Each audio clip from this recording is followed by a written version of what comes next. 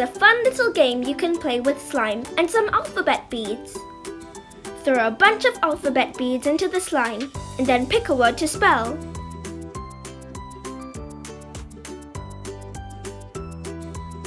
See how fast you can find the letters and get them out.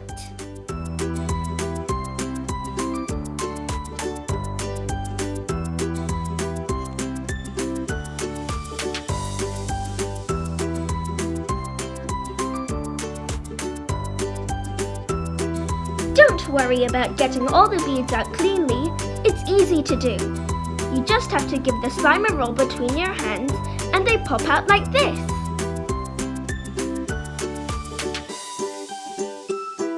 Thanks for watching, and for even more fun ideas, be sure to check out the other videos in our Slime Play series here on every Tuesday.